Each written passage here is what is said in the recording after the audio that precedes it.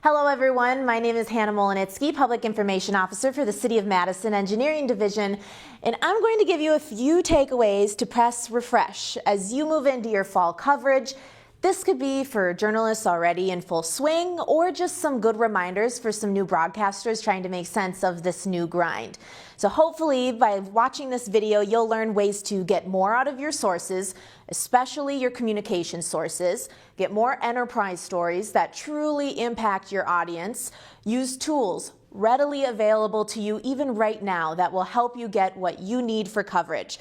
So before I begin, I just kind of want to give you a little background on where I'm coming from. My background is in TV and multimedia journalism. I worked in television for about 6 years professionally, 4 years in college, constant for about 10 years in this industry. So I know what you're doing and what you're going through and what your grind is. In Wausau, I anchored weekday mornings, weekday evenings, launched a station, and worked hands-on to craft a brand new broadcast. In Madison, I anchored weekday mornings, midday, and then relaunched an investigative brand for my station at the time. I've covered everything from Super Bowl and veteran flights to Washington, D.C., elections to different societal in-depth topics and mass shootings that we know impact our communities so deeply. So as a whole, my style stems from print journalists and advisors in college, ethical rock star mentors in Minneapolis, TV stations, and a lot of hands-on anchoring and producing during my time in television. So that brings me to now, where I'm still proactively trying to be the glue between broadcasters and city government, a need and gap I've noticed in my new position from a different perspective.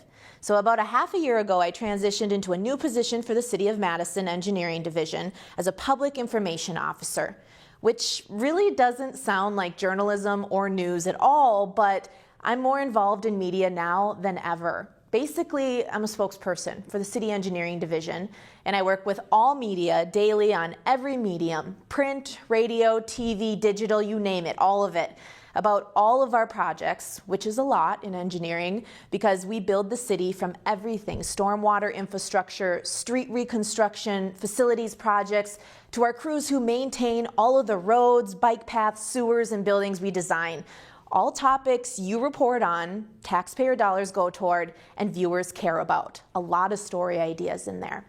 Anytime the media needs an interview, I'm the first point of contact, and the reason why I explain all of this is because it's important more than ever to report local journalism, but to accomplish that even better than what you're doing right now. You can capitalize on people like me who've had that priority too at one point. It's important to know who you're working with and their background because we still get it. I still get it, and we're a resource for you. So I'll never lose that experience, and to this day I'm constantly using all of my journalism background and skills to operate in my current position and to help journalists in the news industry.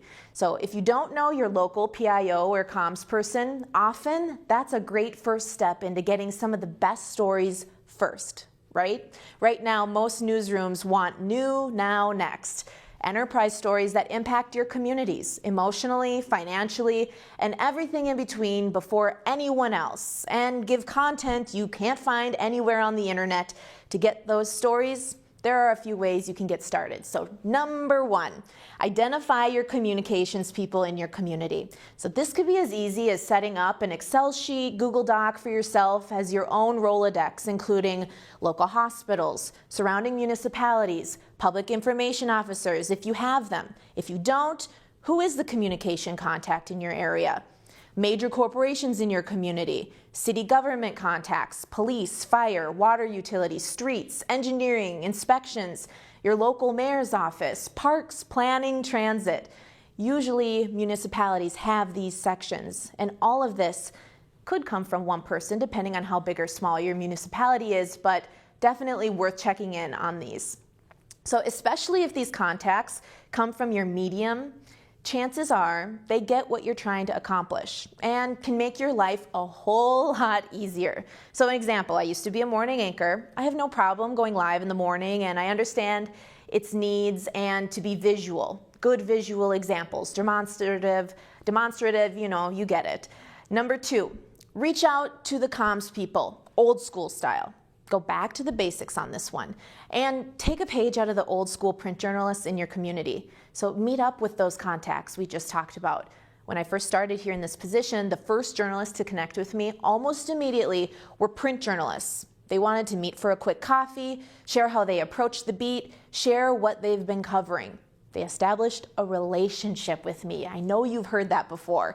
So obviously some journalists don't have beats, but city government should be on the forefront anyway because it impacts your viewers directly every day. Also, during the coffee, learn what the comms person's background is. Are they former newsers? Were they in radio, more digital? How are they communicating? This can help you leverage your coverage with less work because you won't have to explain what you're trying to do to someone who has never been in the industry. A lot of work cut out there. These contacts are the people in the meetings listening in.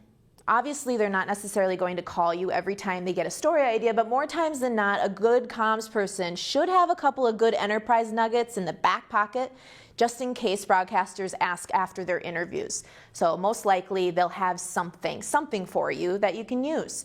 Hopefully, you're always asking, anything coming up that I should know about? That's always a good question to ask at the end of your interviews. So in other words, they are your direct line to solid stories. And if you can maintain a good relationship with them, they can help make you shine, especially in times of fact-checking and emergencies when we know we need these sources so much more. So use them, work with them, it will pay off. So you can also meet up with your experienced print journalists too in your area. You could gain a friend with good insight. Okay, this brings me to number 3. Sign up for all the info. Give me all the info. Grab a coffee, turn on the news, spend a half hour subscribing.